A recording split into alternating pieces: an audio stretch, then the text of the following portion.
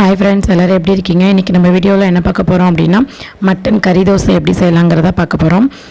அதுக்கு இப்போ நான் ஒரு வானொலி எடுத்து அடுப்பில் வச்சு 2 டேபிள் ஸ்பூன் அளவுக்கு எண்ணெய் சேர்த்துருக்கேன்.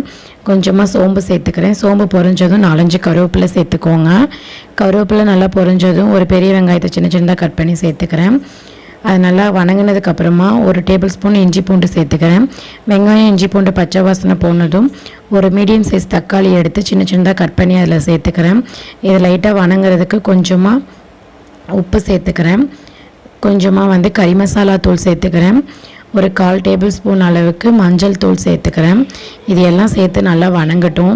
இது நல்லா வணங்கி பச்சை வாசனை போகிற அளவுக்கு வணங்கினதுக்கப்புறம் நான் ஒரு 200 கிராம் மட்டன் எடுத்து சின்ன சின்னதாக போன்லெஸ் இல்லாததாக எடுத்து நான் மிக்சியில் ஓட்டி வச்சுருக்கேன்.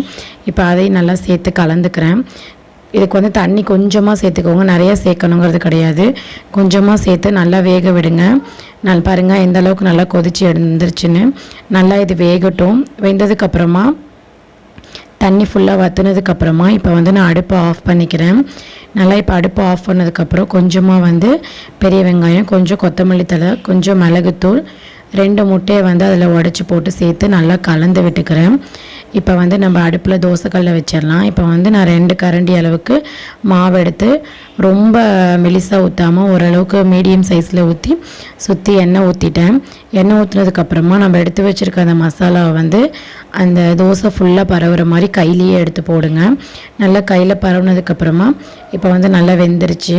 இப்போ திருப்பி போட்டுக்கிறேன். பாருங்கள், திருப்பி போட்டுட்டேன். கொஞ்சம் கூட பிய்யாமல் சூப்பராக வந்துருச்சு. இப்போ சூப்பரான மட்டன் கறி தோசை ரெடி ஆயிடுச்சு. நீங்களும் இதை உங்கள் வீட்டில் செஞ்சு பாருங்கள். செஞ்சு பார்த்துட்டு எப்படி இருந்துச்சு அப்படிங்கிறத கமெண்ட்டில் சொல்லுங்கள். மறக்காமல் லைக் பண்ணுங்கள், ஷேர் பண்ணுங்கள். இந்த வீடியோ உங்களுக்கு பிடிச்சிருந்துச்சு அப்படின்னா மறக்காமல் சப்ஸ்கிரைப் பண்ணிக்கோங்க. கூடவே பெல் ஐக்கானை கிளிக் பண்ணிக்கோங்க. உங்கள் ஃப்ரெண்ட்ஸ் அண்ட் ஃபேமிலிக்கு ஷேர் பண்ணுங்கள். பாய்.